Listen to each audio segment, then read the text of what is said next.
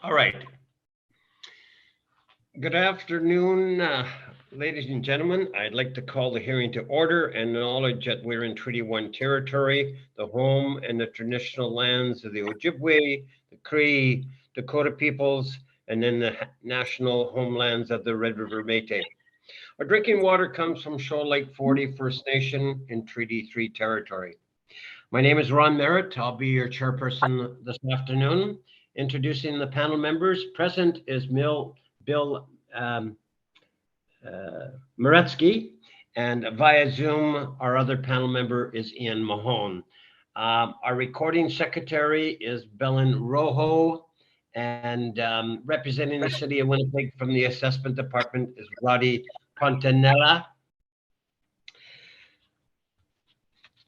We'll be hearing application for revision of the assessment roll in accordance with the Municipal Assessment Act. The matters for which revision is requested have been described in each application, and we will limit discussions to those matters. The statements that are made at this hearing are sworn testimony, and anybody speaking on these matters must be sworn in. Please be advised that comparisons of assessments of properties are not considered market value, are not considered evidence of market value by the Board of Revision. The board is appointed annually by City Council and is independent of it, along with the city administration. We make our decisions based on the evidence provided at the hearing and issue a written order that will be mailed to all parties. Please note that the board decision in respect to application may be appealed to the Manitoba Municipal Board if the matter pertains to assessed value or classification, or to Court of King's Bench if the matter pertains to application of exemptions from taxation. Should you wish to appeal, information on how to do so will be included in the board's order. In respect to the hearing this afternoon, I will confirm the points of appeal with your property to be addressed with each applicant following the swearing in. We'll then have the assessor's testimony followed by questions that the applicant may have. It'll be then the applicant's testimony followed by questions. Each side will have the opportunity to summarize if they wish. Once all evidence about the application has been brought forward, the applicant may leave. The process will repeat for each item on the docket this afternoon. The session will close after the applications have been heard, and the board will deliberate in private and make its decisions. You will receive the board's decision by registered mail as soon as possible. As information, all public hearings are live stream recorded and will be part of the public record. This afternoon, we'll be hearing items 1 to 7 on the docket. Ms. Rojo, can you please affirm the assessor and have Mr. Reimer affirmed also? Mr. Assessor, please state your full name. Roddy Pontanilla.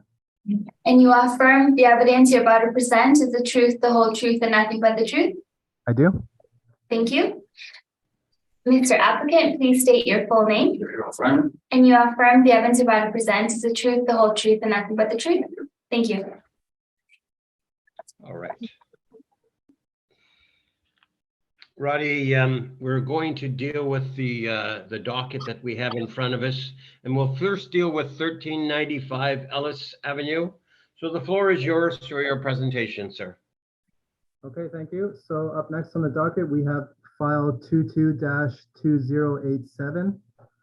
The roll number is 13000395000.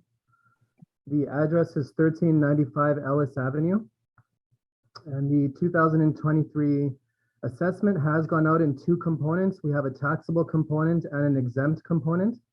On the taxable component, we had the assessed value go out at $28,737,000. And on the exempt component, we had the assessment go out at $1,842,000. And I do have a recommendation to make on this file. All right. So this recommendation is in conjunction with the information presented by the agent in regards to the specifics of the subject property. And so accordingly, it was brought to the department's attention that there was a school or an academy that was being operated within this parcel. And so we have had a split on the class and liability for the subject itself. So originally for me to present this recommendation, it is going to be slightly deviating from what I have presented in my brief. So if you'll look in my brief on page 13, I'll give you a second to get there. So originally we had what looks to be 17 premises on this income stream, and this was under the 60 taxable portion of the subject. And I won't go line for line, but the total is 202,909 square feet with a total potential rent of $2,359,976. I do have model parameters in place on this income stream of a 5% vacancy, a 3% expense, $9 shortfall, which brings us to a net operating income of $2,083,409. And then we have a modeled 7.25% cap rate that's applied, which brings us to our assessed value of $28,737,000. Continuing forward on page 14, you'll note that this is the original exempt portion of the subject property. So I believe we have a civilian branch of the Army, or we have operating in a space here. So we already have it exempted under that class and liability. And so we have 15,500 square feet at $9.84 a square foot, which brings us to our model parameters in place of a 5% vacancy, 3% expense, a $9 shortfall, which brings us an operating income of $133,572, which has then the cap rate of 7.25% applied to bring us to our original assessment of $1,842,000. Okay, so now that I've presented the original income stream, when we worked on readjusting the income stream to now reflect what's currently happening there, the income streams got a little bit mixed up. So I don't mean to confuse you guys too much here, but if you'll be able to see income stream number 2, which is the 60E exempt portion, that's now become income stream number 1. All the model parameters are the same, so we still have 15,500 square feet at $9.84. We still have the 5% vacancy, 3% expense, and $9 shortfall. So we have the original net operating income of $133,572. However, we have now increased the cap rate to 7.90%, which gives us a revised assessment of $1,691,000.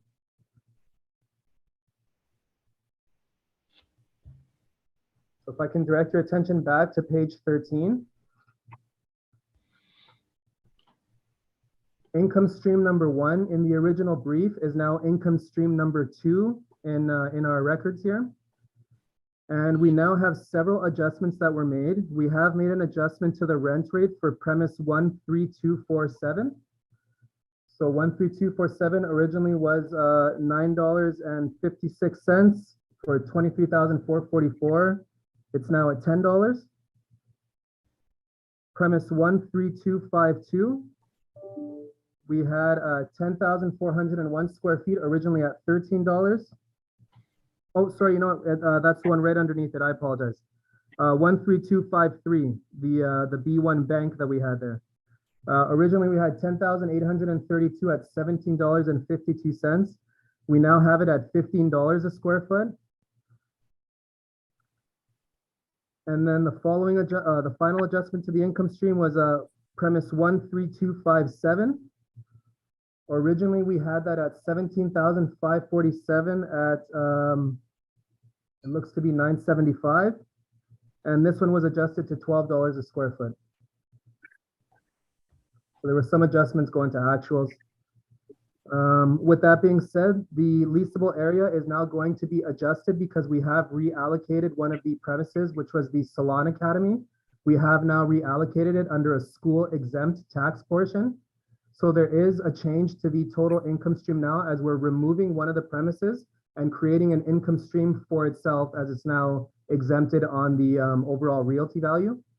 And so we have a new total to give you. The new total for the leasable area is 194,299 square feet. And the total. Sorry, can you repeat that? Yep, the revised leasable area is now 194,299 square feet. So 194,299. And the revised total potential rent for this income stream is now $2,022,020. So $2,022,020. As well, we did do a vacancy analysis on the subject property to take a look at the vacancy that the subject is currently facing. And due to the performance issues that the subject has, we have also increased the vacancy for this income stream. So this vacancy, parameter for the vacancy on this income stream is now going to be 10%. So the vacancy was increased to 10%. We still have the 3% expense rate, and we still have a $9 per square foot shortfall rate. And so now our revised net operating income for this income stream is $1,590,354. $1,590,354. From that net operating income, we have applied our revised capitalization rate, our adjusted rate. And so the rate that we're using now is 7.90%.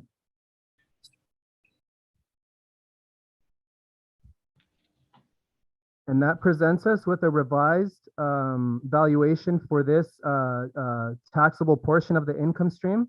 The revised valuation is now $20,131,000. $20,131,000.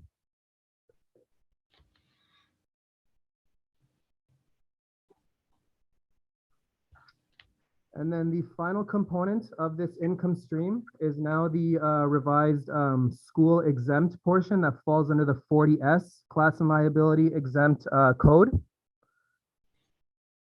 And we now have it. So originally it was premise, if you look on the original income stream, if you want to circle it for yourselves or for whatever, it's premise 24805. And that's the premise that's now under the school exempt portion, 24805. And that premise now falls under the school exempt, so it has its own income stream of 8,610 square feet. We still maintain the model rent rate of $13.20 per square foot. And then we have the model parameters of a 5% vacancy loss, a 3% expense rate, and a $9 shortfall rate. And that gives us a revised net operating income for this particular stream now of $100,855. $100,855. And then the final component of the income stream is the cap rate, and we are applying the same cap rate as the other two income streams of 7.90%. And that gives us a revised valuation on this particular income stream of $1,277,000. $1,277,000.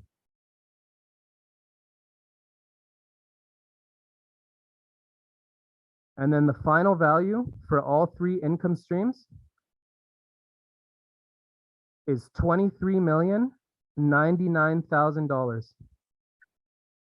So $23,099,000. I apologize for the lengthy recommendation there, but there really was no other way to do it.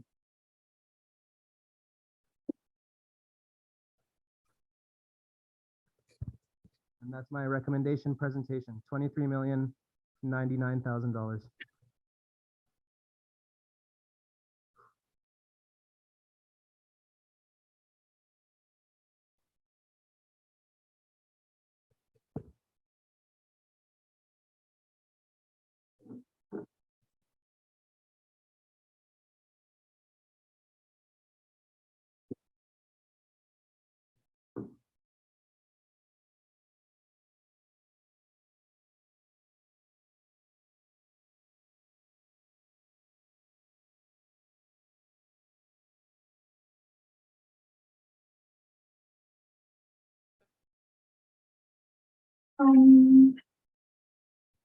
Is Ron still? We will have to go into recess.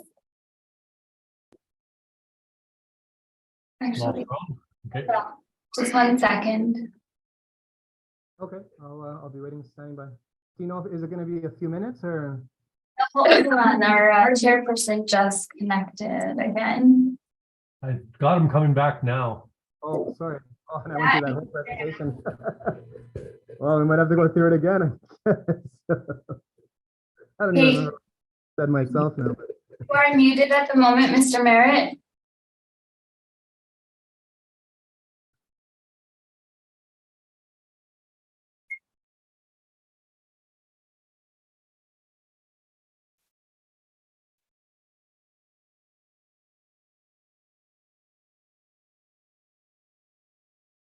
Okay.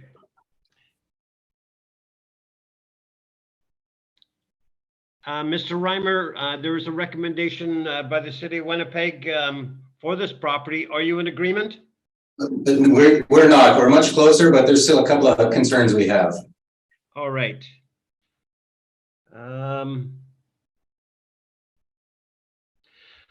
Questions of the assessor, Mr. Reimer? Thank you. So, Mr. Pontinia, can I impose on you for a couple of things just to confirm? I want to make sure I had it down right. The 40E component, which is the Army, Navy, Air Force veterans, that value is now 1,691,000, correct? This, yeah, I have it as 60E, but you're correct. Yeah, that's 1,691,000. 1,691,000, and then the taxable, the fully taxable component. So I know it is 60T. Yep. The value that you're recommending is 20,131,000. That's correct. And then finally, the 40S, which is the new beauty school that I'll talk about in a few minutes as well. That total value for that component is 1,277,000. That's correct. Okay. Can I impose on you then? Do you have it in front of you where you could quickly add up the potential net market income for all income streams that's been applied now with your recommended value? Are you If looking it's at, very problematic, Mr. Pontinia, then are you getting at an overall price per square foot, Carrie? Is that what you're looking at? just wondering the total potential net rent that you applied across all three income streams, just looking for the one total. Okay, so if you just give me 1 second here, so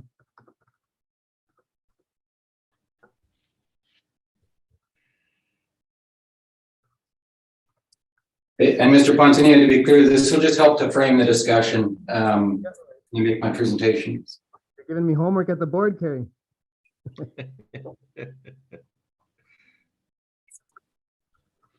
So my total potential rent is $2,288,192.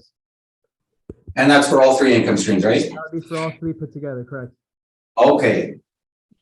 That does help to frame the discussion. And then could I impose on you for one more thing? Sure. Could you add up the actual vacancy in dollars for all three income streams? Because I recall the department made a vacancy adjustment for the taxable component. So I'm hoping to confirm what the weighted vacancy is for the entire property. So could I impose on you to add up the $3 figures for the vacancy allowances based on your rec and then give me that figure? So the $3 figures, okay, I see what you're saying there. Just give me 1 second.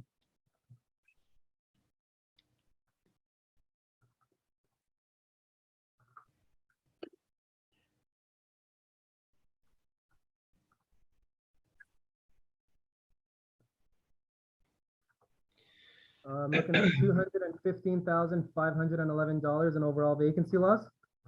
215,511. Yep, Okay. 215,511.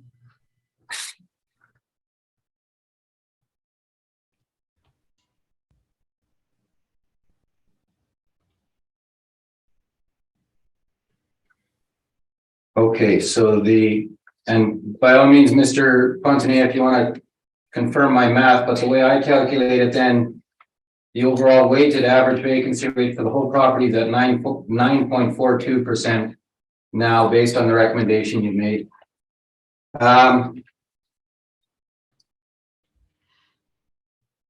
And so other than the adjustments you've mentioned on the rental side, Yep. I think you mentioned 3 adjustments, but the remainder then remain at the model driven parameters for the rental rates, correct? Sorry, say that again, Kerry? Other than the adjustments you referred us to while you were making your recommendation, I believe you said the remainder of the premises at this property remained at the model driven rental rates, correct? Yep, that's correct. Okay. And you're aware, and I'm guessing you are aware, so the department and appreciate the adjustment to the 10% vacancy. We can agree based on your review of the information that the actual vacancy as of the reference date was 21%. I have it here. Just give me 1 second. I did a vacancy analysis. I have it somewhere in front of me.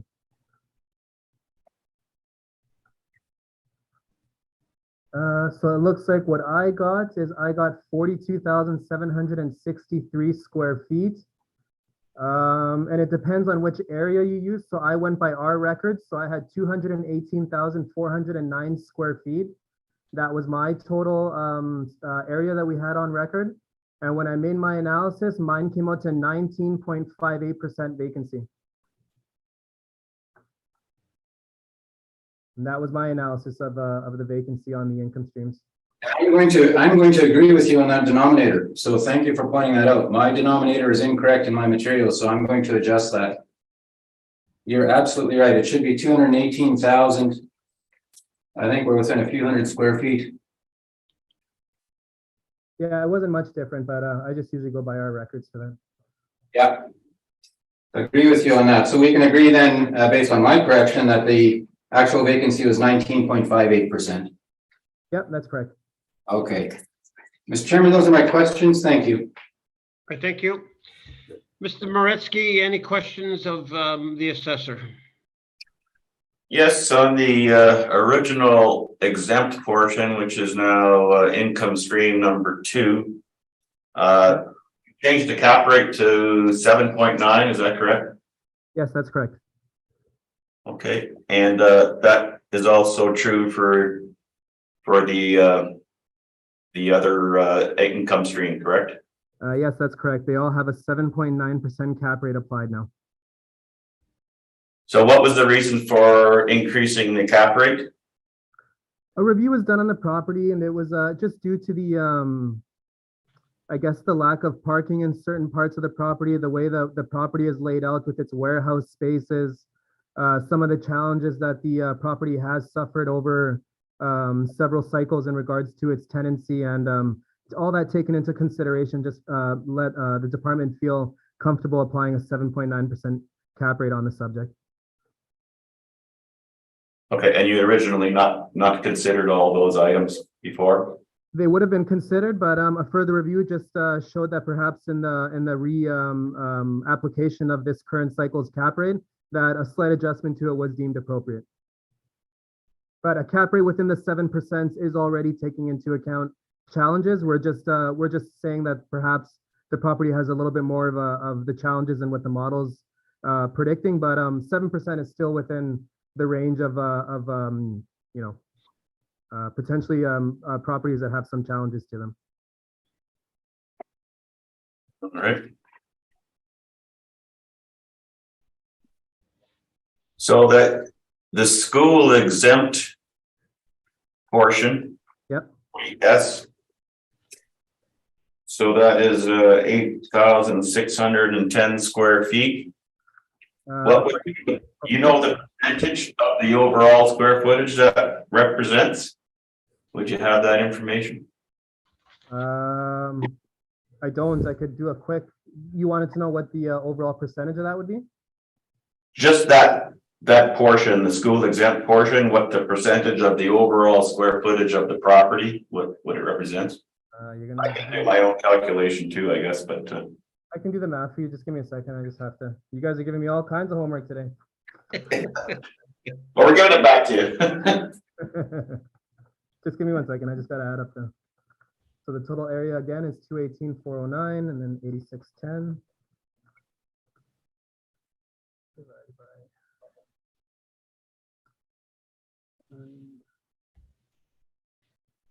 So it looks like it's 3.94% is what I'm getting. 3.94.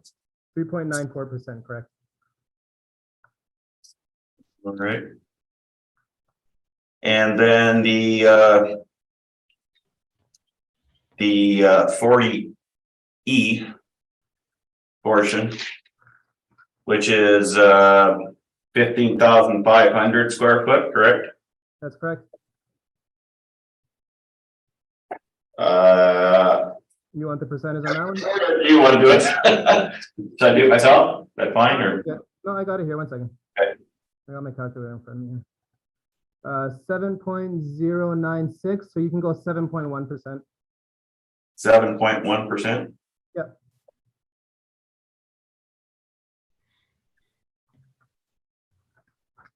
All right.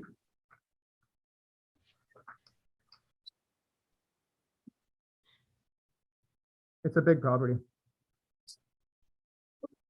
All right, that's the only questions I have. Thank you very much for the clarifications. No problem. I thank you, Mr. Mahone. Just one question with respect to the actuals that you were using on the Sure. leases and the modeled. Yep. You changed some of the modeled rents, some were lower, some were higher to the actuals, and left others the same. Why did you use a blend of actuals and modeled versus either all modeled or all actuals? You know, when I did my review on it, it looked like some of the other premises were more in line with what was being achieved on those particular premises. So it looked like some of these were a little off. The bank premise in particular was a little bit off. And yeah, it was just through our review. You know, I had worked on it a little bit with a colleague of mine and who's very knowledgeable of the subject, and it was just deemed appropriate that these rental rate adjustments were merited for this income stream. Okay, so that the modeled rates would align more with the actuals or vice versa? Yeah, from my understanding as well, that's right. Yeah, I worked on it in conjunction, and that was my understanding as well, is that they align more with some of the other premises. So it just looked like these need a bit more of an adjustment. Okay, thank you. I have nothing further. I thank you. I have no questions. So, Mr. Reimer, your presentation, the floor is yours. Thank you. I'm going to try my very best because some of my numbers are going to change, Mr. Chairman. And there's a lot of moving parts with respect to this property, obviously. Perhaps I'll start just so the board understands the exemption that had been requested and that the department has agreed with us, and appreciate Mr. Pontania's recommendation concerning the liability to taxation issue. So the pre-existing exempt premise was for Army, Navy, Air Force veterans. That's been exempt under Section 22 of the Act for several years now. So that's the same exemption that's been applied for 2023. The exemption that we sought, it's a school tax exemption only under Section 23 of the Act. So if I could ask the board initially, just to give the board some comfort as to what we're talking about here, if we could turn on my main brief to page 18, please.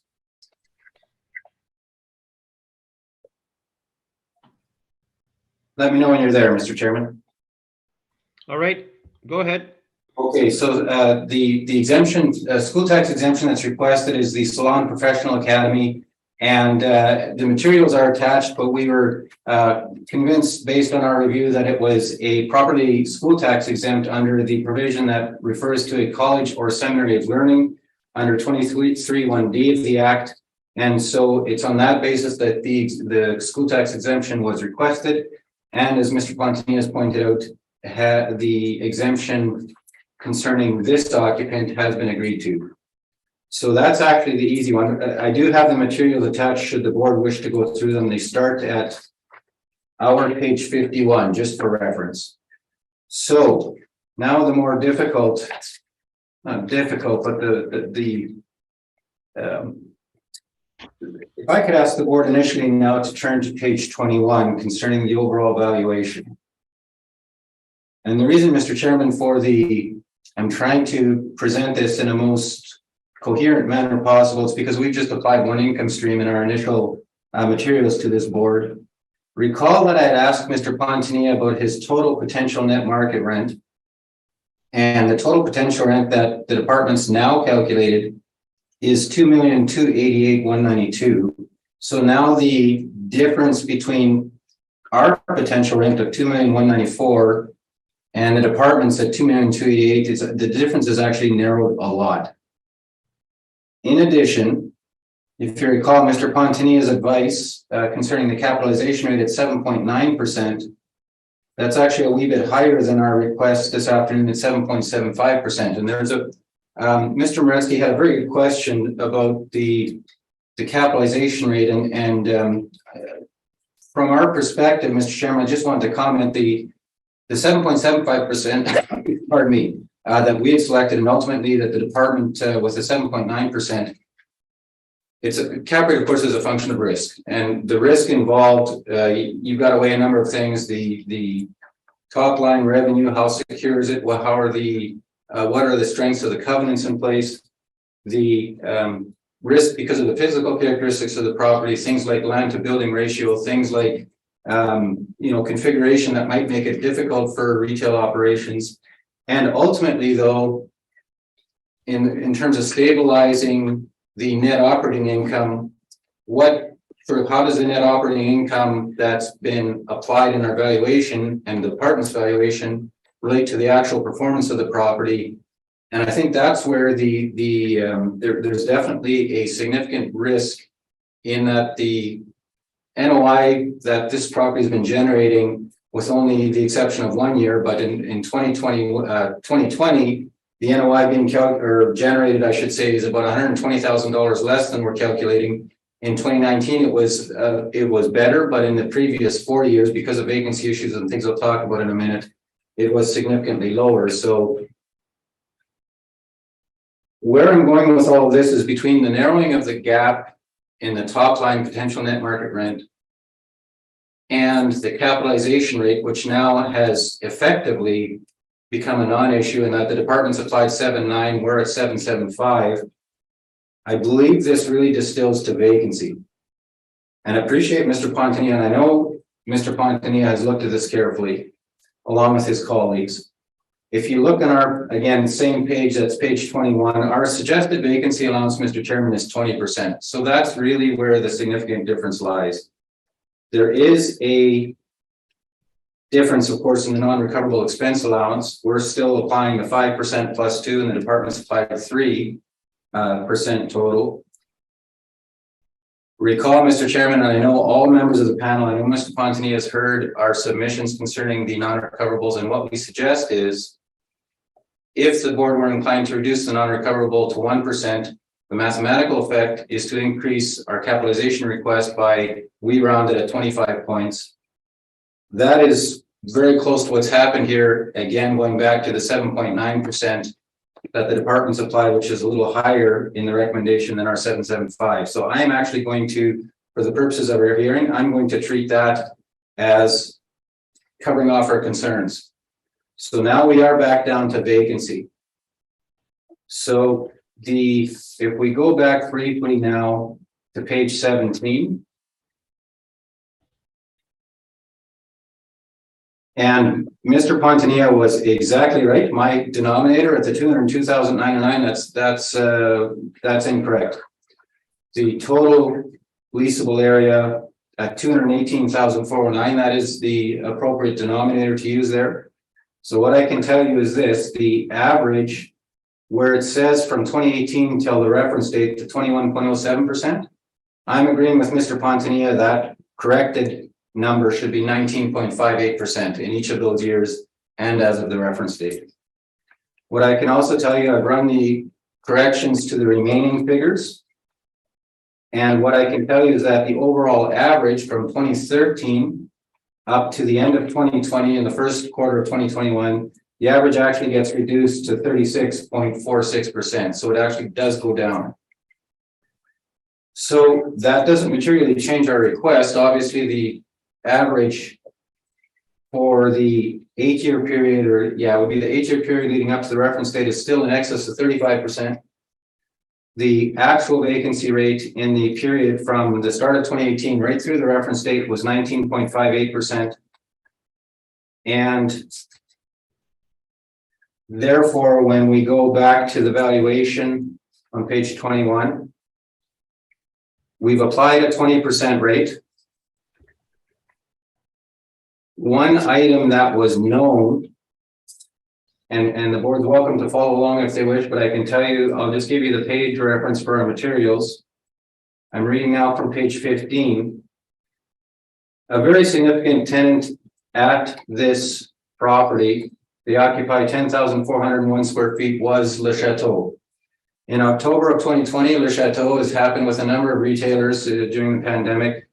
They declared bankruptcy and they were winding down operations, and it was known, of course, as of the reference date, they were in the process of winding down operations, and owners certainly knew that within a period of only a few months that the operations would be entirely wound down and that space would become vacant.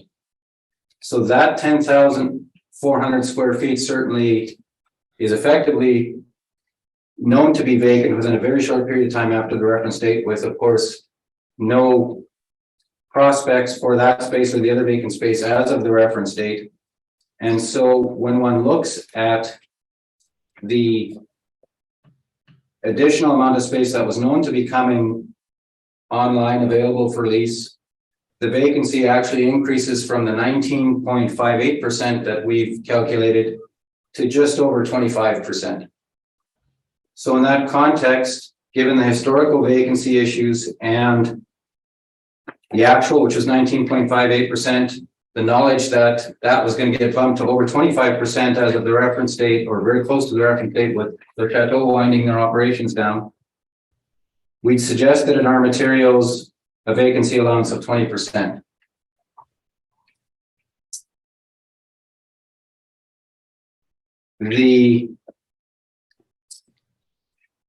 The remaining difficulties, I talk about the moving parts. So I'm going to ask the board to indulge me a little bit. And I don't know if the pens are handy on paper, but here's what I'm going to suggest. The 40E recommended adjusted assessment at 1,691,000. We would agree with that. The revised assessment for 40S at 1,277,000. We would agree with that. And I'm going to make an adjustment, though, in fairness, because the methodology employed by the department to calculate those proportions is different than what we had done in our brief. And so I want to be very fair to both this panel and Mr. Pontanilla. So, Mr. Chairman, could I have just a minute, and we don't need to go offline, if I could just have a minute and I'll run through these calculations and provide the board with my thoughts. That is fine, Mr. Reimer.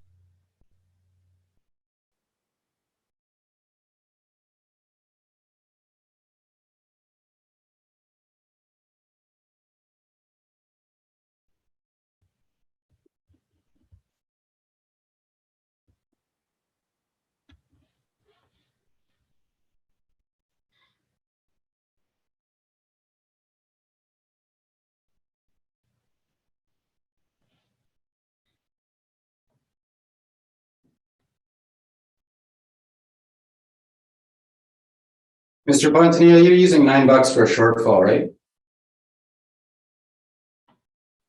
Yes, that's correct, $9.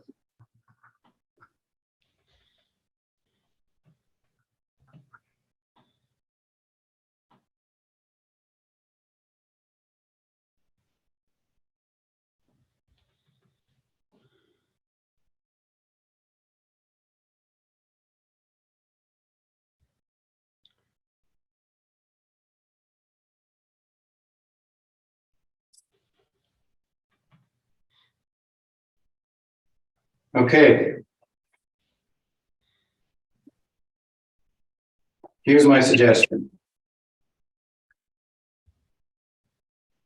If we recall, Mr. Chairman, my question or not my question, but Mr. Pontanilla had advised, and this is now focused just on the Code 60 taxable component. Mr. Pontanilla had advised that the potential net market income that the department now calculated for that income stream was $2,022,020. That is now my starting point. However, in lieu of a 10% vacancy allowance, which Mr. Pontanilla and his colleagues have applied, I am suggesting to this board, in the context of the vacancy information and the known vacant unit for Le Chateau that was coming, I'm suggesting 15% rather than 20% in my brief, and rather than the 10% that the department supplied. I do believe the 15%, it's obviously far lower than the average leading up to the reference date. It's far lower than what was known to be coming online within mere months after the value or the reference date.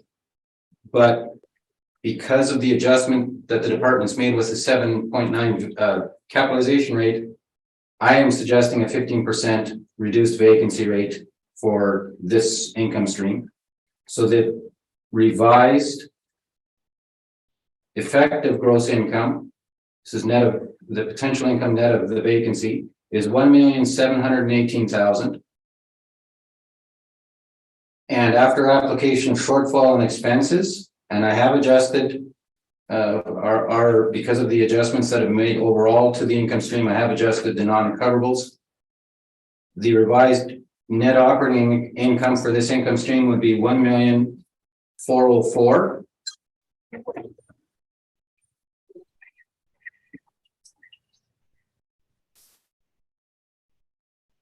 Okay. The revised net operating income for this code 60 would be $1,404,000, capped at 7.9%. It results in a value of $17,782,000. So if I could ask the board to please consider that my revised request for the taxable component. So the difference, if you recall, Mr. Chairman, the department is at $20,131,000 for the code 60 taxable. I'm now at $17,782,000. And so where that then leads us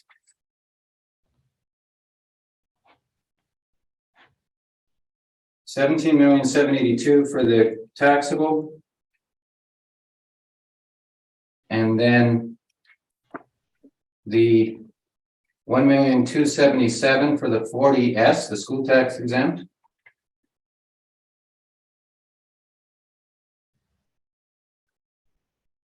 And finally, the exempt component as recommended at $1,691,000.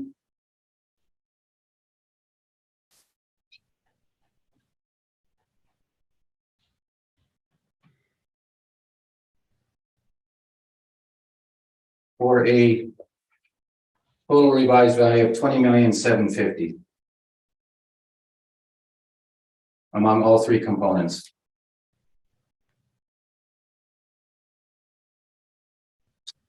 And those would be my submissions. Thank you. I thank you, Mr. Reimer. Roddy, questions of Mr. Reimer? No, I believe I'm clear on his presentation. Thank you. Thank you. Mr. Moretsky? So you're agreeing with the city on the 3% non-recoverables then? With the adjustment to the cap at 7.9, I am. That's the adjustment I've made. Yeah. Great. Okay, I have no further questions then. I thank you. Mr. Mahone? No, I think I'm clear on this. Thank you. Either party wants summation? I'd rather not. All right. Okay. All right. Okay. All right. Let's go on to the next property that we have, 2281 Portage Avenue. Roddy, whenever you are ready, you can take us through your property. Okay, if you just give me 1 second here, I gotta. Yep. install my- There's no problem. Okay.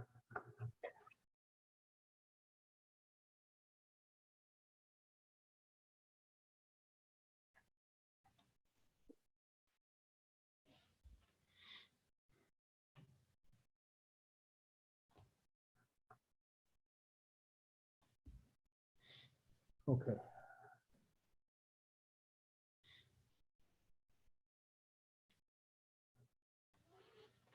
All right, so the file that we have currently in front of us is 22-2032. The roll number is 0706-219-2000. The address is 2281 Portage Avenue. The 2023 assessment has gone out at $3,954,000. And I do have a recommendation to make on this file, but we also have a burden of proof for the non-cooperation to deal with as well. So whichever one you want me to go with first, I will. Okay, well,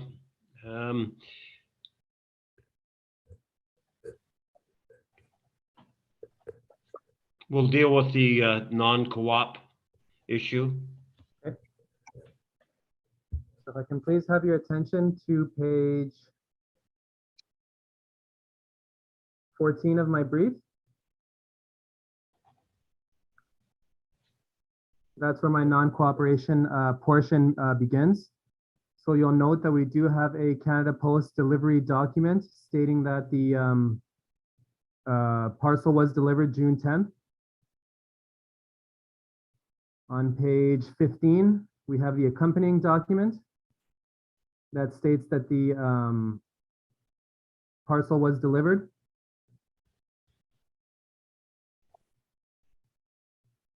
And then on page 16, we also have another accompanying document from Canada Post as well, which shows that the parcel was delivered.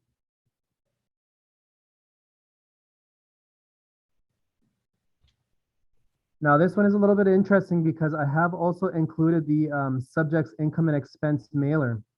So when I did some research on this particular file, as it turns out, the income and expense mailer was delivered to us, but we didn't receive it until December of 2021.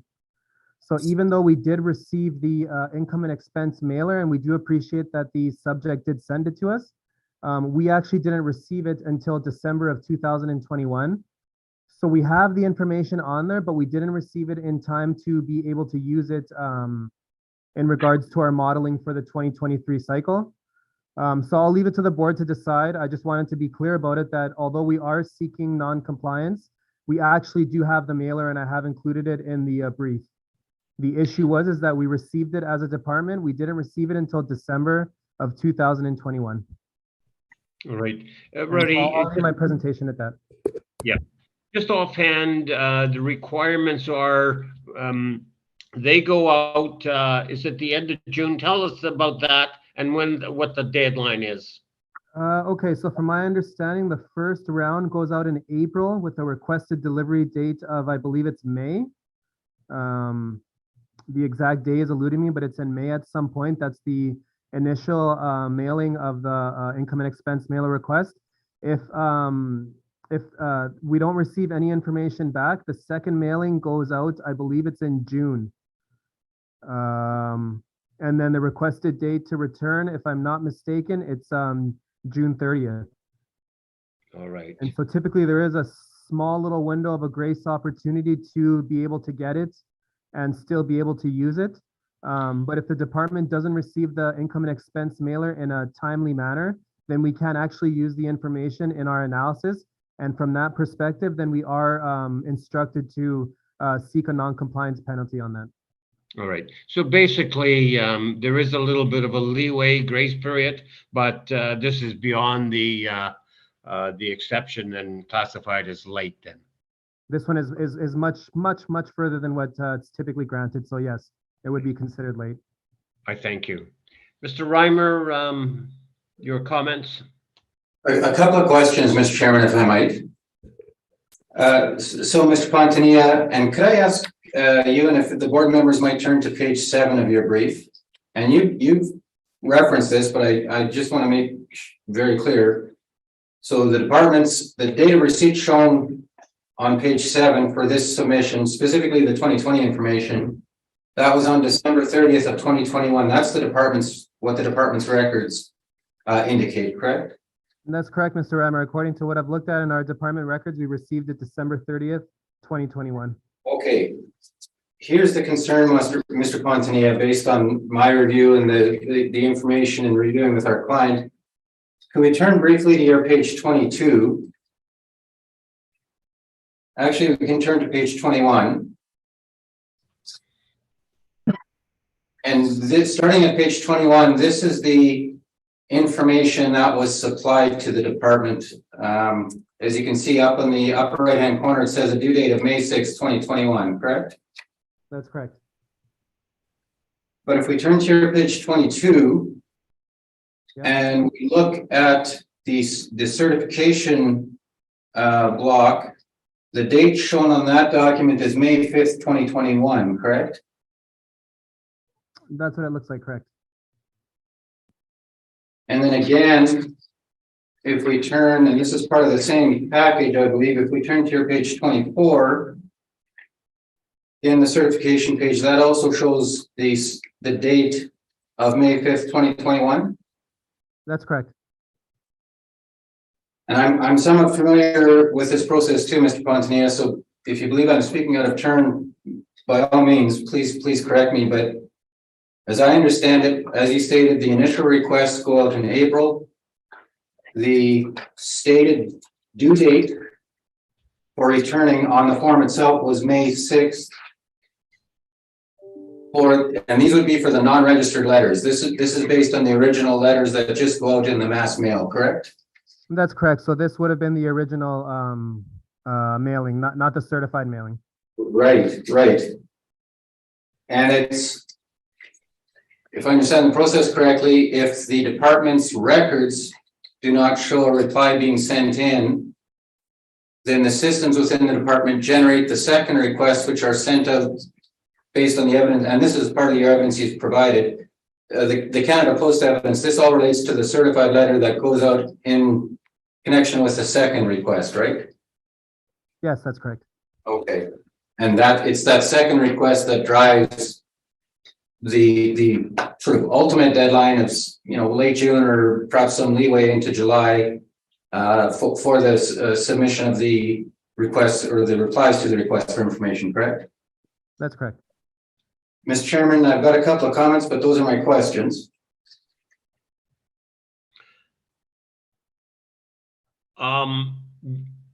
What was that again, Kerry? Those are my questions. I have a couple of comments based on my own review after looking at Mr. Pontanilla's materials, but those are my questions. Okay, you can deal with your comments then. So the bottom line, Mr. Chairman, I'll get right to the heart of it. Based on my review of what was submitted and looking at it with our client, their understanding, their records show that they sent the reply to the 2020 request as dated here on May 5th, or I can't remember, I believe it's May 5th or May 3rd of 2022. Sorry, May 5th of 2021. So what I can't provide this board is this sort of a cover letter or, the documentation that might get to the very heart of that. But as far as they're aware and based on the information that was on here, they consider themselves to be fully compliant and having sent the request into May of 2021, even prior to the registered letter being sent out. In terms of the registered letter, the assumption was made, well, we sent this in already. So I'm again, I don't have the records specifically or the advice saying we disregarded it, but I have little doubt that that's the assumption they made based on this original submission. So I am asking the board in this case, based on the evidence provided by the department with that May signature, and I wasn't going to ask Mr. Pontanilla that because that wouldn't be a fair question as to why there would be that gap. And I can't explain that as far as documentary evidence. All I can state is that the May 2021 date shown on the forms, that was the operative date that our client understood and that the records appear to indicate. So I'll leave it with the board to decide. All right. Thank you, Mr. Reimer. I could add some information to the board, just perhaps to clarify with some of my experience that I don't know if this happened or not. This is speculation on my part, but perhaps there was a mailing of the income and expense mailer, and so that could account for why the certified mailing request was disregarded because they had perhaps believed they'd sent it in. I'm not sure. There must have been something, but as far as I know, while it's true that it does say May, we didn't receive it until December, so that's really all I can add to that. Mr. Chair, can I ask one question about this? Yeah, I was just gonna get to you, Oh, Ian. sorry, okay. Okay, that's okay. Go ahead, Ian. Mr. Pontonia, I'm looking at your page 17. That is the assessment and taxation letter, and then the assessment and taxation information going out. Does that information or does that mailer change at all when the registered letter goes out, or is it simply a copy of that? What I'm getting at, is there any way to determine which response was filled in and sent back that was dated May 5th but received in December? Is there any way to determine whether that was as a result of the initial mailing or as a result of the registered letter? That's a good question. So it looks like the income and expense mailer that I had scanned in, it was the original request. That original request for information actually doesn't have a tracking number. So if you look on the cover letter, we actually don't have tracking numbers over top. Right. Had it been the second mailing's request, I could have had a tracking number, which then would have indicated which one they would have been responding to, I guess. So yeah, to answer your question, we actually don't have it because while the documents that are on page 14, 15, and 16, those documents are related to the certified mailing. Right. The scanned documents for the mailer that we received from the subject, it must have been from the original request. So there's no denying that they did send it to us. So that's why I say that it's a little bit of a grayer area because really it's just in terms of our policies, you know, like it was submitted late. It was submitted, we appreciate it. But according to our records, it was submitted late, but they did submit it though. I mean, we have it right here in front of us, so. Okay, and one quick follow-up question, if you wouldn't mind telling me about the history of compliance with this property or with these mailers from this before? I want to say that we don't have a history of many of them not complying with our requests. Mr. Pontier, could I refer you to, and Mr. Mahone to page 7, which it does show the last one. I was actually just looking for that, Carrie. That's right. So where I was, yes. Yeah, so I was just scrolling way up. Yeah, so it shows in 2019 we received it. I think just based off my memory from doing my review when I was looking in our internal documents, I do believe that we have received mailers from them. So, and again, we received one for this cycle as well. So this is really just a matter of policy, really. This is what it comes down to. So. Okay, thank you very much. Those are my questions. Okay, you're welcome. I thank you. Mr. Boretsky, any questions? Yes, I do. On the Canada Post signature document on page 15. Yep. The signatory name is there, YM. No signature on the line. Any particular reason for that that you couldn't also offer? So from my understanding of it, the Canada Post documents that they provide, they are a service that's given, but they're actually, from my understanding, there's no obligation for the package to be signed. That's something that if we do receive the signature, it just adds an extra layer of, I guess, of our ability just to confirm who exactly received it. But with that being said, there's a chance that the document would have just been left it in it could have been left it in the mailbox, or it could have just been given to someone who didn't want to sign for it, but they received it. So there are reasons why sometimes we don't get the signature, but this document given to us, it is a confirmation by Canada Post that the parcel itself was delivered. So again, it was delivered based on these documents. It's just there's not really a requirement for a signature. It's more of a service that's provided more than a requirement. Okay. So notwithstanding the process as far, or the timelines as far as the documents did, eventually transpire. That information that you did eventually receive from the client, were you able to utilize that information in your assessment of this property?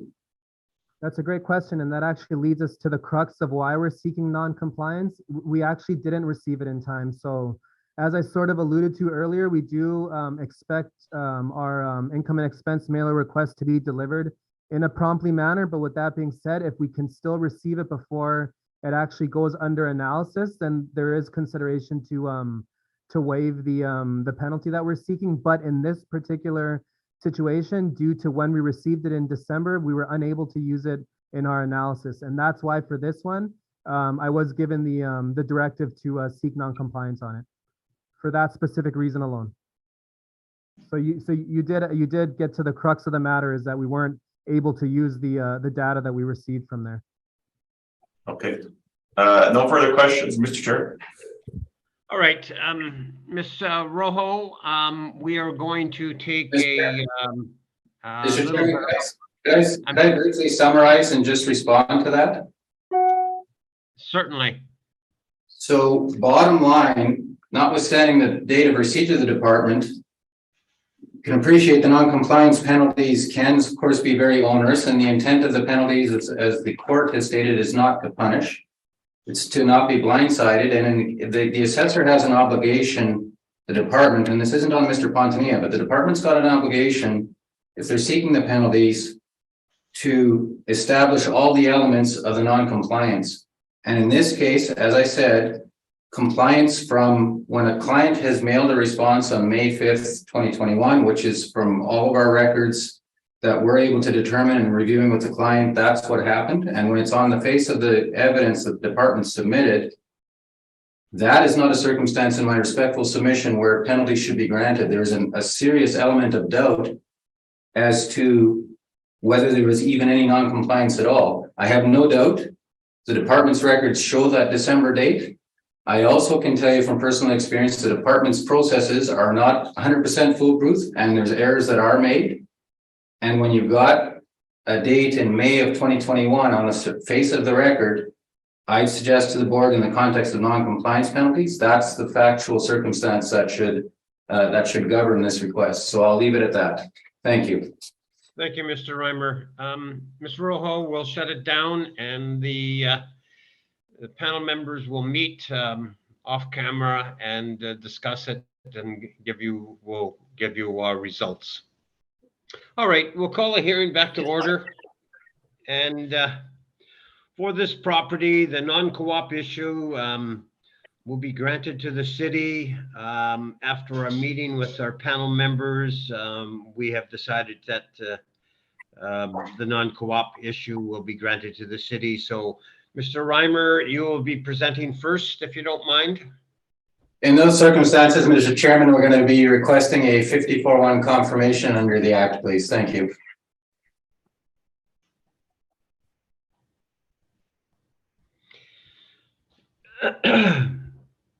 Roddy, are you okay with that? Yep, that works for me. Panel members, any questions? Nope. No. All right, I'm just marking my records accordingly. And we'll go to the next property, which is 1100 Milt Siegel Drive. So, Roddy, whenever you're ready, you can take us through this property. Okay, thank you. Just give me 1 second here to Yep. close everything off from the last discussion.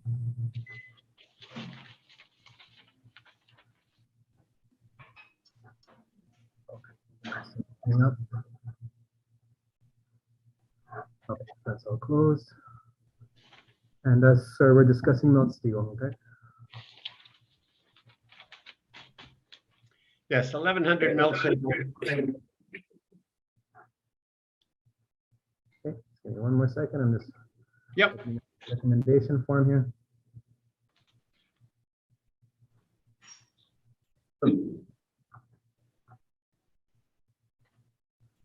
Okay.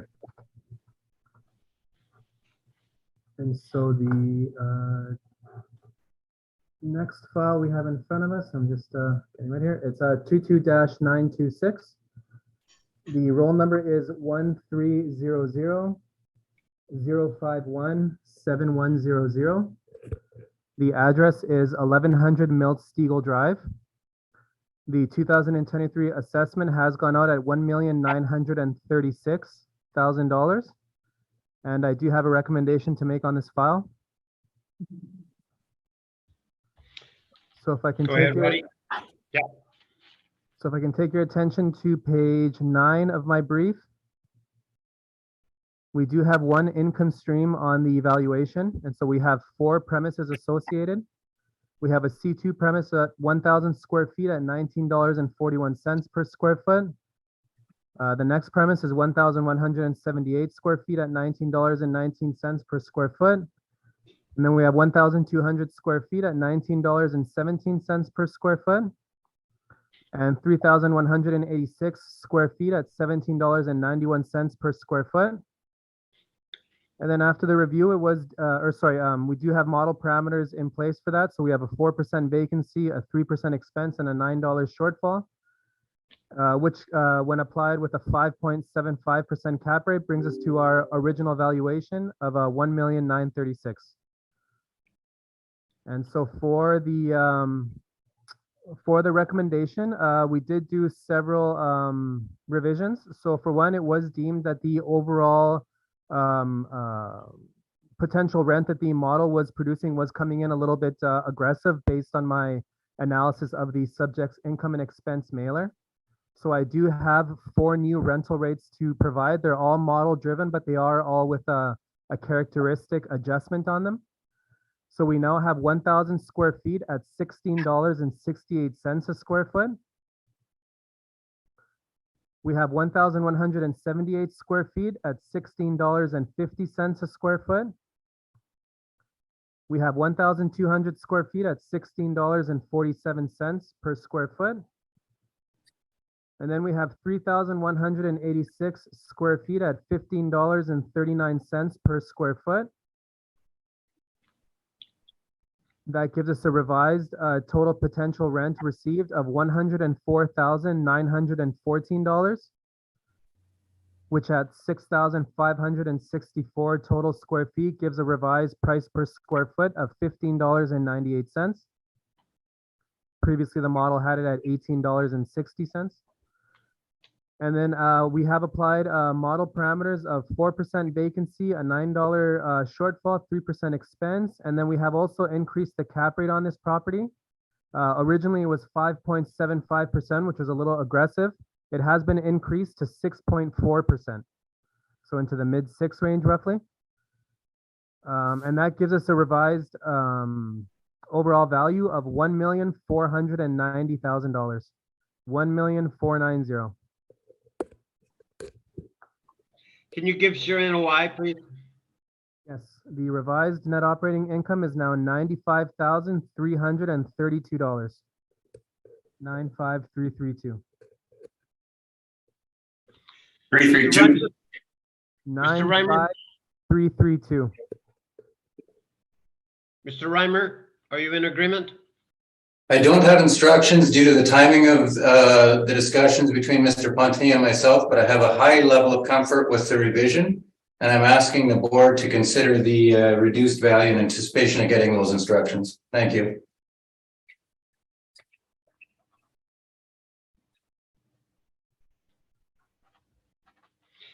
All right, Mr. Reimer.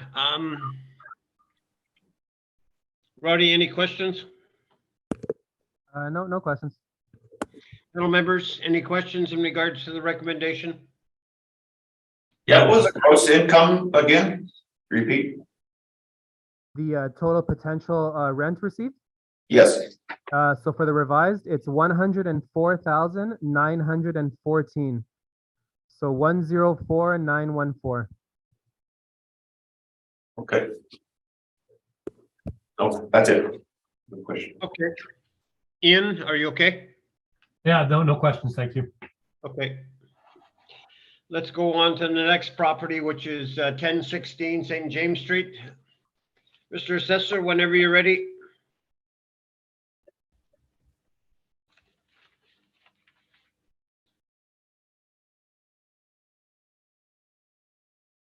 Presenting this one, so. Next on the file, I have file 22-3000. The roll number is 0700 1490000. The address is 1016 St. James Street, and the 2023 assessed value has gone out at $7,513,000. So under the property description, to just highlight the major characteristics, we have 6 buildings, number of buildings associated with this property, 7 premises associated, and it's a 1-story building. We have an actual and effective year of 1952 and 2001. Just some high-level stuff. The overall leasable area is 38,743 square feet. And moving on to page 2, I have included a pad eye view of the subject property so we can see its orientation along St. James and Ellis Avenue. On page 3, I have included an overhead view of the subject property. Once again, we can see its orientation there in the neighborhood. And then on page 4, I have included a north-facing view of the subject and an east-facing view of the subject property. On page 5, I have included some Google Street View images of the subject property.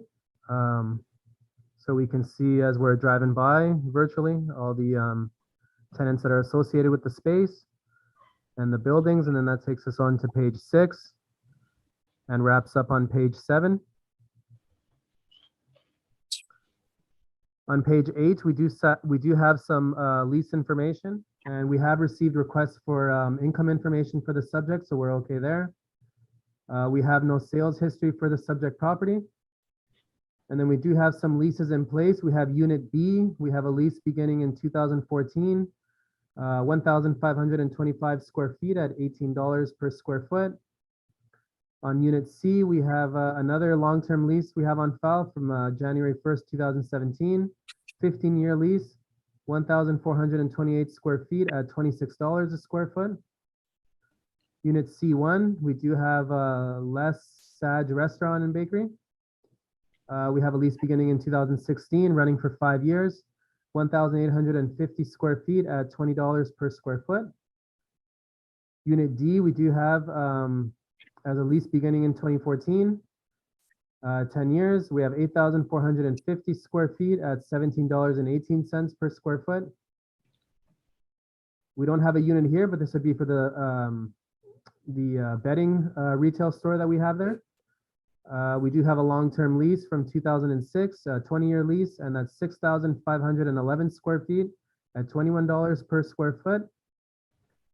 And then the following we have there is a thrift store, and we have that beginning in 2020 with a lease for 5 years, running for 5 years, and that's 13,172 square feet at $8 per square foot.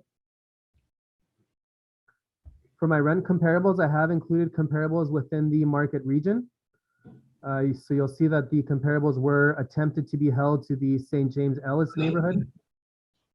And we do have rents ranging from, I believe it's $10.25 or $10 at the lower end and taking us to $25 at the higher end. And then we do have a spread based on size as well and on effective years. I believe the effective years range from 1965 at the lower end to 1988 at the higher end, with the subject having an effective year of both 1952 and 2001. Following that, on page 11 is the income stream for the subject property. So we do have 7 premises associated on the income stream. And on the first premise, we have 13,172 square feet at $9.81 per square foot. We then have 5,785 square feet at $11.95 per square foot. We then have 6,508 square feet at $23.46 per square foot. Following that is 8,500 square feet at $17.98 per square foot. And then from there, we have a C4 restaurant at 1,428 square feet at $20.81 per square foot. Following that is another C2 premise at 1,525 square feet at $18.11 per square foot. And the last premise on the income stream is another C4 restaurant at 1,825 square feet at $17.81 per square foot, which gives us a total modeled potential rent of $593,694 for a total area of 38,743 square feet. We've then applied model parameters of 5% vacancy, a 3% expense, and a $9 shortfall, which brings us to our net operating income of $529,655. From there, we have a modeled cap rate applied of 7.05% to give us our modeled valuation of $7,513,000. On page 12, I do have a summary of the income stream that we have just spoken about. On page 13, I do have some cap rate study information. You'll note as well that we do have the strip mall designation here for our cap rate information, and the city's 20th and 80th percentile is between 6 and 6.8%, with the subject at 7.05%. On page 14, we do have some Municipal Assessment Act excerpts. And then on page 15, and taking us to the end of our brief, is the subject's 2020 income and expense mailer document that we received. And that is my presentation. Thank you. Thank you. Mr. Reimer, questions? Just a couple, Mr. Chairman, thanks. So if we, Mr. Pontier, if we go to your page 9, and so the valuation or the reference date, it's called in the legislation for these assessments is April 1 of 21, correct? That's correct. Okay. And when I looked at the rent comparables that the department's produced, I saw 3, and actually I'm just noticing now one of them is post-reference, the August 5th, 2021. That's comparable number 1. That is post-reference, I guess, eh? Yes, you can. I would ask the board to remove that one or just highlight it out or disregard it. Okay. Slipped in there by accident. Yeah, understood. These things happen. And the rent comparable closest in date and reasonably close geographically, and I'm going to count this now: 1, 2, 3, 4, 5, 6, 7, 8, 9. It's the 9th comparable at 1395 Alice of, pardon me, a February 19 lease at 1150, correct? That's correct. Okay. And I believe you mentioned that on your page 10, the entire valuation, right from potential rent through to the cap rate, that's all model driven, right? It's all model driven, correct. Mr. Chairman, those are my questions. Thank you. I thank you. Mr. Mahone? Just a question with respect to the cap rate. There's 6 buildings here constructed over 49 years, but this is all treated as one premises. There aren't, or one strip mall, I guess. It's not divided into the ages of the premises? Yes, that's correct. So the subject is treated as one income stream or one economic unit, sorry, or one income stream. And as such, that information would have been taken and blended into the model, which would have then spit out the modeled cap rate of 7.05%. Okay, thank you. That's my only question. I thank you. Mr. Moretsky? Yes, on your income summary page.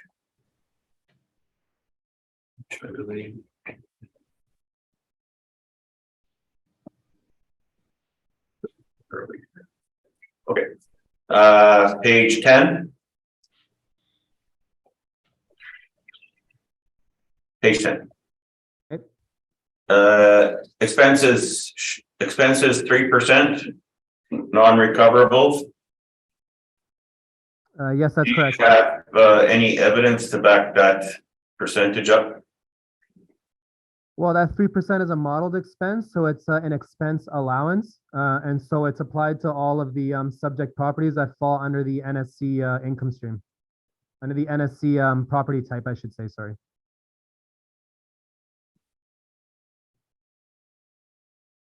So there is no evidence then, or?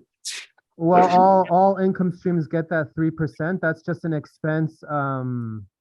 That's just an expense allowance that's given to basically capitalize or to take into account the cost of any capital costs that are incurred over the lifetime of the subject. Then when you divide it up into the years, it ends up equaling a percentage.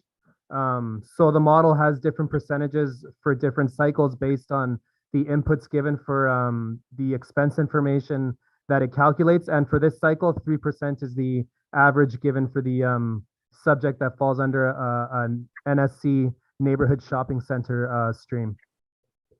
Yeah, I understand that the model derives that through its process.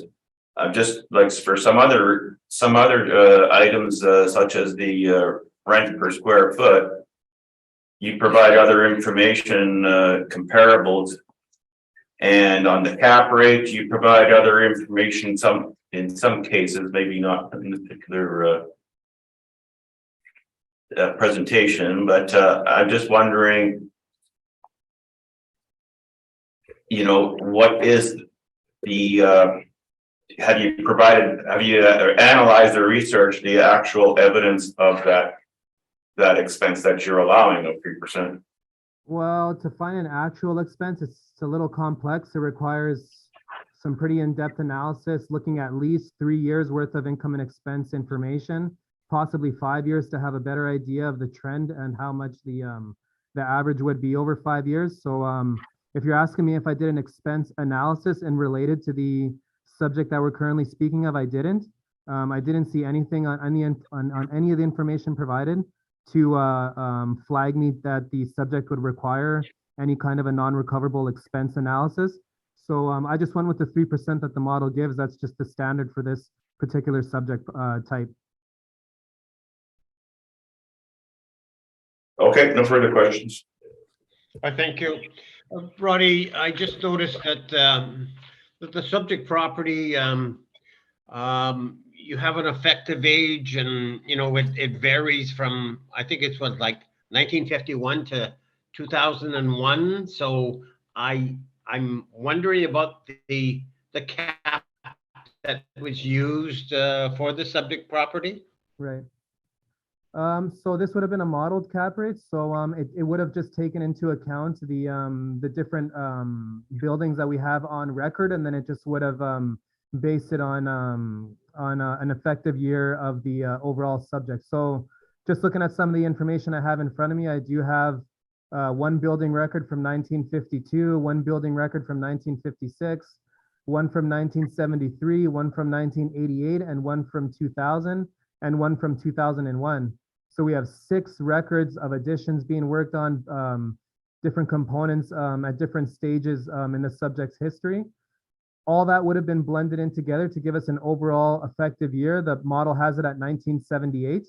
And that 1978 effective year, that's what would have then driven the cap rate of 7.05% that the model would have then given us. So was this building added on to at various times, or what sort of happened? You know, that the particular details I would defer to Mr. Reimer if he has more information on the details of each particular addition. I can only speak to the information I have in front of me, and that just gives me the records of the years that they were built. But yeah, beyond that, I don't have any more information in regards. I thank you. I thank you, sir. Okay. Mr. Reimer, we're ready for your presentation. Thanks, Mr. Chairman. On the very last question that you just posed to Mr. Pontinia, I won't go through it in all the details, but if the board might make a note that in fact, the building, or the improvements, I should say, were constructed in quite a number of stages. And for the details of that, the board can go to pages 48 and 49. Especially 49 is just a cutoff page. So page 48 will show that breakdown, and it'll show the original building in 1952, and then there have been sort of incremental additions with the last one being added in 2001. So that'll give you that breakdown. All right, I think, Reimer, thank you. Good. So if we turn initially, please, to page 16 of our submission. And again, I'll just try and narrow the issues for the benefit of the board. The issues under examination or discussion this afternoon relate to the potential net market rent to be applied. That's the one difference, and the other is the non-recoverable expense. For the rest of the parameters, including the 5% vacancy allowance, the shortfall rate at $9, we've actually included some sign rentals revenue, as you can see on page 16, and the capitalization rate at 7.05%. We're in agreement with those parameters. So turning firstly then as to the market rent that we've applied in this case, if we could go back to page 13.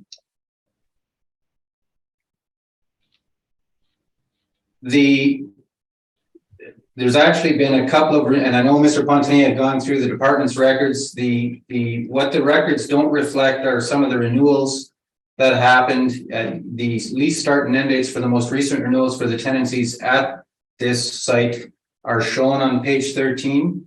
The one point I wanted to bring to the board's attention, unit 1038, which is Sleep Country, Canada. There's actually a discrepancy or a difference in the net rent that we've applied there. The department's applied or records indicated $21 a square foot, but actually that tenant, and again, this is a function of the pandemic, due to some of the difficulties that tenant had in the viability of their business, they negotiated and were granted a rent reduction for the remainder of the term from April 1 of 21 till March of 2026 at a reduced rate of $19. So the department's not incorrect in stating that the $21 had been in place, but as of the reference date, right on the reference date, in fact, that rent was reduced to $19. The other rent that was negotiated very near the reference date was the unit 1016, which is Teen Challenge, the largest unit in the building, negotiated in September of 2020. So just roughly 6 months prior to the reference date at $8 a foot. The remainder of the rents there are as shown with the lease dates indicated. The vacant area of 5785 square feet, we've applied a market rent of $16 based on our examination both of the market and what more specifically was happening at this property. We believe that rent is borne out by the market comparables we've listed at pages 13 and 14. So then the rental information that we've got on page 13 as far as our calculation, when you look on page 16, that's how we're coming in at the $568,394.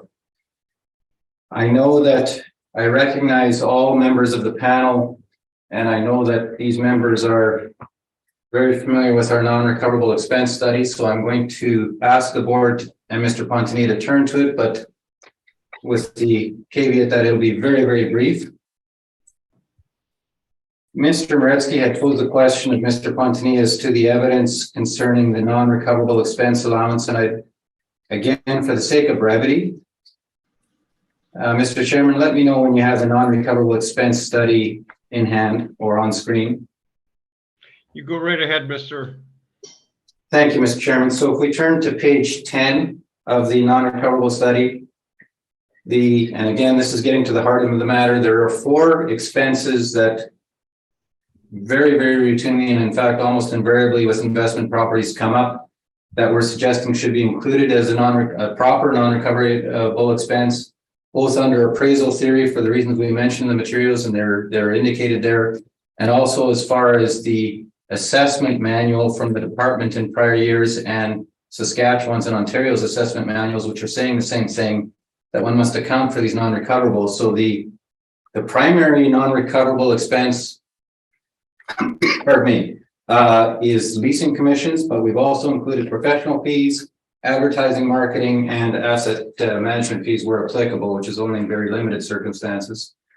The lion's share of the expenses that we set out on page 11, and this is based on a review of, for the most part, 5 years, in some cases 6 years, 5 years, and in a couple of cases 4 years of expenses. They're shown in this, not the right-hand column, but the second column from the right. That is the expense analysis we've conducted for the properties listed there with a median of 59.98% and an average of 6.64%. Again, the bulk of that relating to leasing commissions, but also the advertising, marketing, and professional fees, and where applicable, asset management fees. The right-hand column is much higher in terms of the average and the median, and it actually, though, is that column is for the board's information only, and it includes specifically tenant inducements, which are also not recoverable as part of the operations, but which we have not, and I stress this, haven't included in our basic request. Based on that column second from the right, we do believe the 5% allowance for non-recoverables is very justified, and we're asking the board to consider that accordingly and to grant our request to include the full 5%. So then turning back to page 16, based on the application of the total market rent of $568,394, which is based on the performance of the property, including the application of the $16 market rent for the vacant area, and including the full 5% for non-recoverables plus the 2% for structural, so for a total allowance of 7%, we come in at a value of $6,920,000 rounded. Thank you.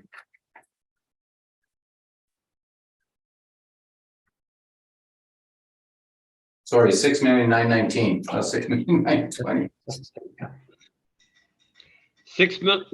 6,919,000. Yes, yes, apologies. Okay.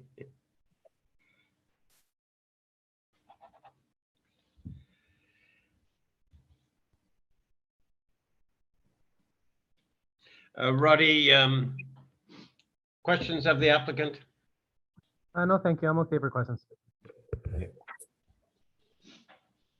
Ian, No, thank you. I have no questions. Bill, So the difference from the city is around $600,000 then?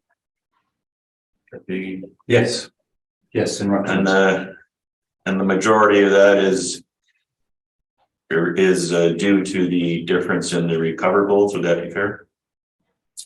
Due to that. it's about 50-50. 50% of the difference would be on the rents, and then the other half would be on the recoverables. Yeah.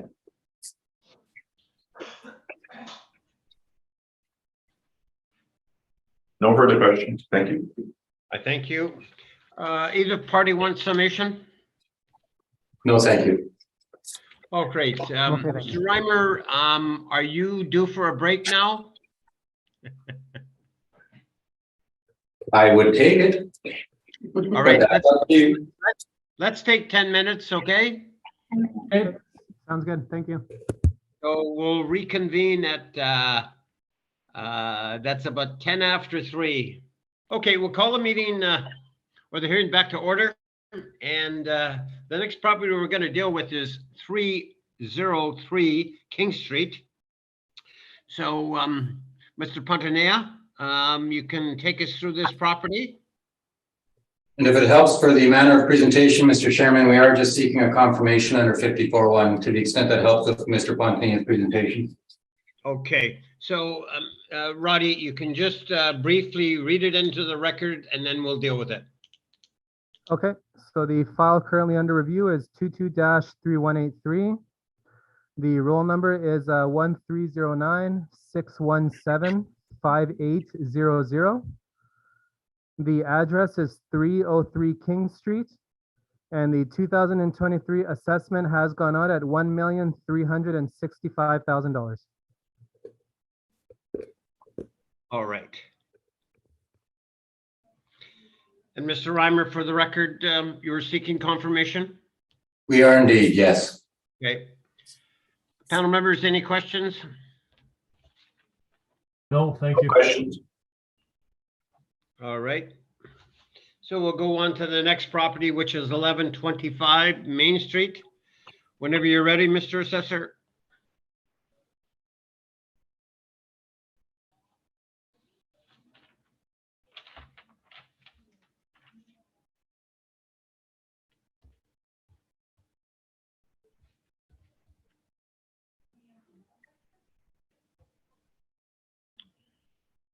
All right, I'm ready to go here. Open up my brief. Yep. And so the following file under consideration is 22-952. The roll number is 1409 995 7700. The address is 1125 Main Street. There are two components on the assessment, and so we have the school exempt portion, the 40S portion at $970,000, and then we have the 60 other taxable portion at $7,564,000 for an original total assessed value that has gone out at $8,534,000. And I do have a recommendation to make on this file. Please continue. Okay. So if we look at my page 10 of my brief, I believe. Sometimes it could actually be page 9. It depends on how it condenses the following chart that I have provided for the comparables. So is that page 9 of your brief, I'm assuming? That Yes. shows the income stream, Yep. the 60T, okay. And so on there we have 11 premises associated. I won't go line by line through each one, but they're all model given rental rates. And that gives us a total leasable area of 35,019 square feet and a total potential rent generated of $727,119. From there, we have model parameters of a 5% vacancy, a 3% expense, and a $9 shortfall per square foot to give us a net operating income of $654,281. We've then applied a cap rate of 8.65%, which was model given, which gives us our first value here of $7,564,000, and that's for the 60T income stream. And then the following page on page 10 is the 40S income stream. And for that one, we do have 6,372 square feet at $14.78 per square foot. We then have applied 5% vacancy, a 3% expense, and a $9 shortfall per square foot to give us a net operating income of $83,918, which we then have the same cap rate applied of 8.65% for our revised value, or for our original assessment on this income stream of $970,000. And then on page 12, we do have the summary of both. So you'll note the $757,564,000 plus 970 to give us our original assessment of $8,534,000. So for the recommendation, I have done some adjustments to the income stream, and the adjustments would be in regards to the rental rates for a few of the premises. So if I put it like this, I can maybe be a little more, I can let you know exactly which premises. So this would be the first adjustment would be for premise 16865. That's at 3,600 square feet. The revised value is now $25 per square foot for that premise. And then on premise 16870, 1,400 square feet, the original rental rate was $24.15, and that's been adjusted to $17.50. And then premise 21549, 4,358 square feet. The original rental rate was $19.13 model driven, and we have gone to the actual of $15 per square foot. And then, so if we go through the parameters there, we now have 35,019 square feet. We now have a revised total potential rent on this income stream of $691,638. From there, we do have the model parameters of 5% for vacancy allowance, a $9 shortfall, and a 3% expense rate, which gives us a revised net operating income of $621,586, which we then have applied the original cap rate that was model driven of 8.65%. to give us a revised value on the 60T portion of the income stream of $7,186,000. $7,186,000. And that would be for the 60T income stream. And then for the 40S income stream, we have had an override on the rental rate as well to actuals. And so originally we had 6,372 square feet at $14.78 per square foot. That's now been revised to $9.50 per square foot. So the revised total potential rent for the 40S stream, it's now 6,372 square feet for at $60,534 for a total potential rent. And then we have applied the model parameters of a 5% vacancy, a $9 shortfall per square foot, and a 3% expense to give us a revised net operating income of $52,915. From there, we have applied the model-driven cap rate of 8.65%, which gives us a revised value on the 40S portion of $612,000. And if we add both income streams together, we now have $7,186,000 plus $612,000 to give us a revised assessment of $7,798,000. $7,798,000. And that's my presentation. Thank you. All right, thank you. Mr. Reimer, in agreement? Mr. Chairman, we don't have instructions, so I can't formally agree, but I have, again, because of that, it's just a timing issue. I have a high degree of comfort with that recommendation and ask the board to consider it accordingly. Thank you. All right, thank you. Mr. Mahone, any questions? No, I don't. Thank you. Okay, Bill, any questions? Yeah, I think, can you give me the NOI on the 60T again, please?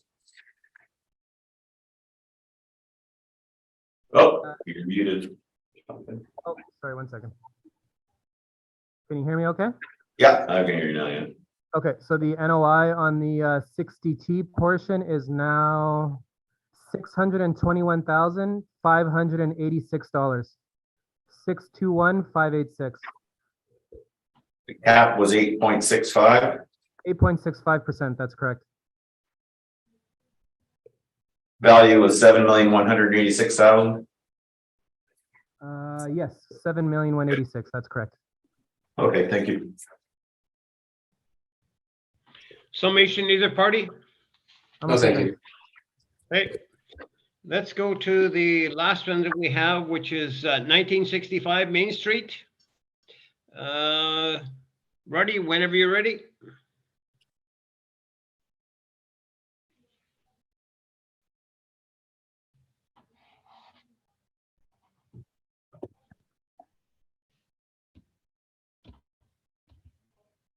All right.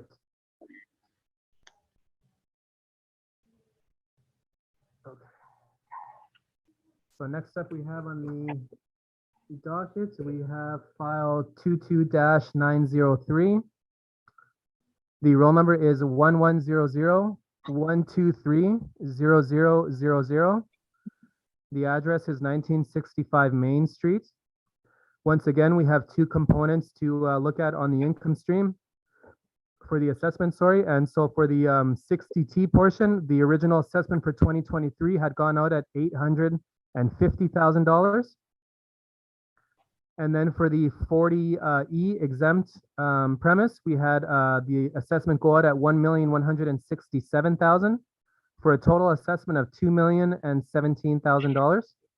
And I do have a recommendation to make on this file as well. So if I can direct your attention to page 9, I believe, of my brief. We can start with the 60T income stream portion. And so we have three premises associated with the income stream. We have 1,187 square feet at $15.19 per square foot, 1,040 square feet at $15.33 per square foot, and 1,640 square feet at $15.28 per square foot. We then have applied model parameters of a 4% vacancy, a 3% expense, and a $9 per square foot shortfall rate to give us a net operating income of $53,580, which we then have a cap rate applied of 6.3% to give us our original value of $850,000 for that income stream. And then for the second income stream, we have a 5,988 square foot premise at $13.57 per square foot.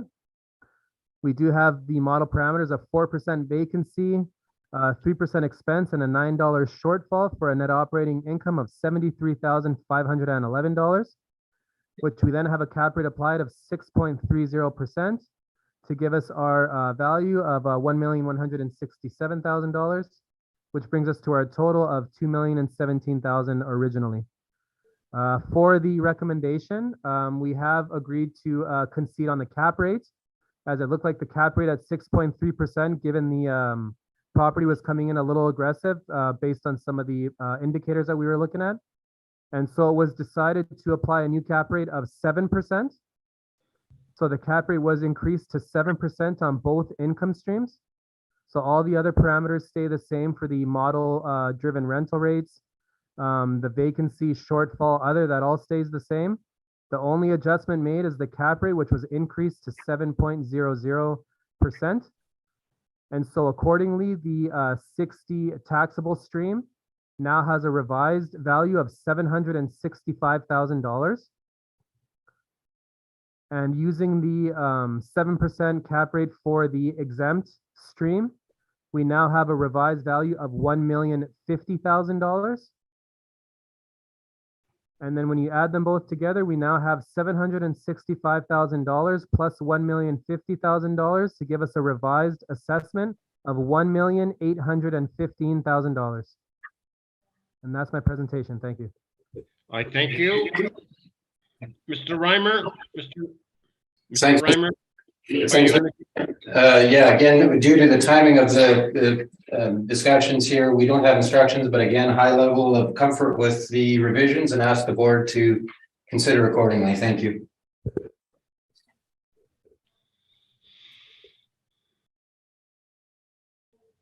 All right, thank you.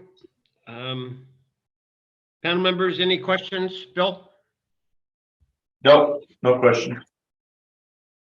Ian? Nope, no questions, thank you. Okay. Roddy, thank you very kindly for your presentations, and you have a good day. Mr. Reimer, thank you very much for your presentations and results very soon. We have heard all the items scheduled, and this hearing is now adjourned. Thank you. Thank you, everyone. Have a nice day, everybody. Thanks. You too. Thanks, Roddy. Thanks, Roddy. Yep, take care.